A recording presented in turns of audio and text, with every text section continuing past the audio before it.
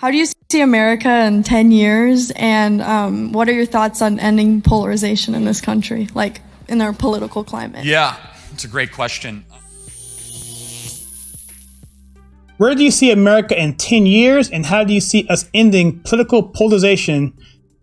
Well, you have to first talk about what is America, because if you can't agree on what America is, then we really can't decide on how it's going to look in 10 years. And I know most people who are on this channel probably agree with me on what they feel America is. But for those who don't or may need a refresher, check out the video above where we talk about why America is great. But if you don't want to do that, here's a quick summary of that video. Now you know. So someone comes to you and asks you a question. Yo, man, when was America great, man? Ha, ha, ha. When was it great? Was slavery great? What was going on? You can say simply this. Look, America was always great. It was always great because it's the only country to ever be founded to give the rights of people from God, which can't be taken from you, where we enshrine upon ourselves liberty and a melting pot society where we all come together under one idea. America is an idea, and that's why America has always been great.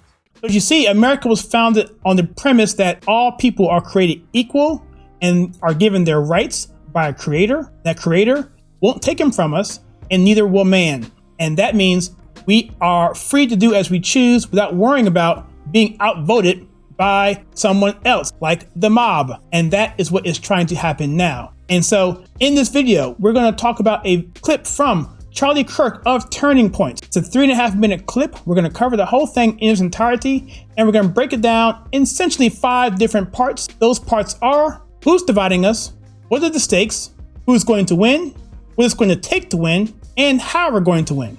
These are very important, and I want to go through this all. I'm going to talk about each segment as we move forward. It's a very important discussion because what we see now is we're seeing a left-wing agenda, a Marxist, communist agenda creeping into our society that is going to change the way we all live. And so that's why this video is titled, How We Can Save America. So let's check out who is actually dividing us. You know, I hear people that say all the time, oh yeah, we're too divided as a nation. It's just like, I kind of just chuckle. I'm like, wait a second. Is it the people that are like burning down our cities that are dividing us? Or is it the people that just want to raise their family and go to church that are dividing us? And so it's clearly evident of who's dividing this country. It's not the people who are trying to go to church. It's not the people who are simply just trying to live their lives. It's probably, let's say, the people who are trying to burn down our country. We see it almost every week now. And that is the faction that I referred to earlier. That is your left. That is your Marxists. Those are your communists. Those are people who don't care about individual freedoms. They don't care about your right that was given to you by God. They want to take it from you because they want their own power base. They have their own agenda. They want a democracy, not a constitutional republic, which is what we were founded on. So that's who's dividing us. But what really are the stakes?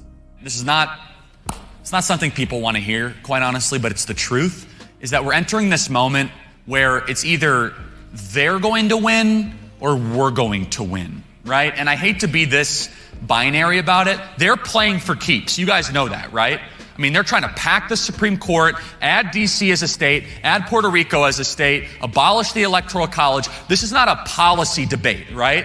This is not like, oh, we're exchanging ideas. They're like, we have power. We're going to use it until you guys have no voice and your ideas are permanently in the minority.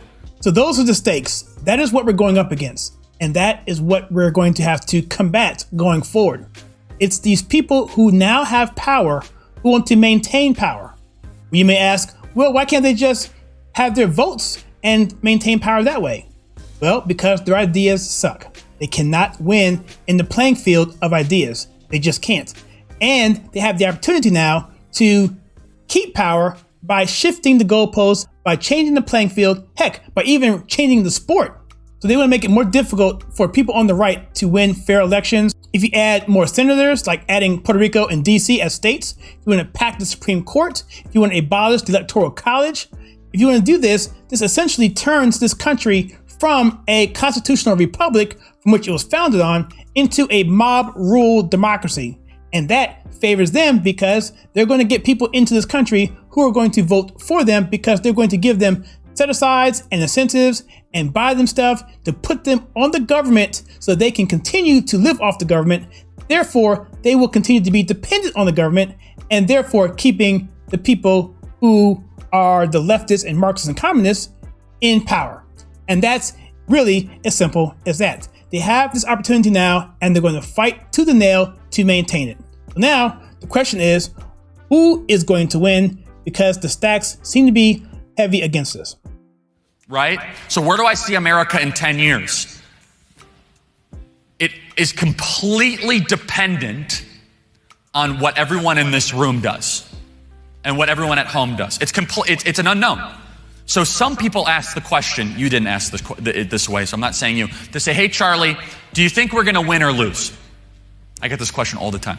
And I say, are you asking because you want me to give you permission to give up? Because if I said, hey, I think we're going to lose, would you fight any less?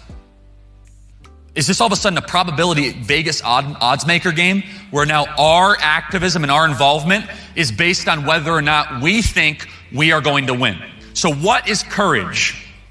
Courage is doing the right thing when you do not know how it's going to work out.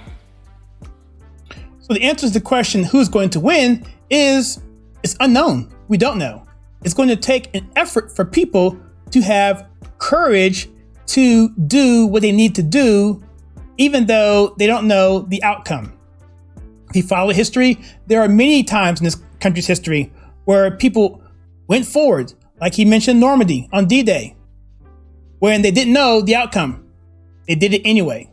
I think about George Washington crossing the Delaware. He didn't know. It was desperate times. And countless times I could probably name where brave men and women did the right thing, not knowing what was on the other side. But they did it anyway. That's called courage. So the answer to the question is unknown. But the next part of the question is, actually, what is it really going to take to win? And I've kind of already hinted on that, but let's have Charlie expound on that a little bit further. What's a great example of courage in American history? Storming Normandy Beach. No idea how that day was going to work out for them, but they did it anyway for a moral good. And so it's completely and totally dependent on what we do. So there you have it. It's going to take courage, as you mentioned before. And so for this last segment, we're going to listen to Charlie talk about how we're going to win.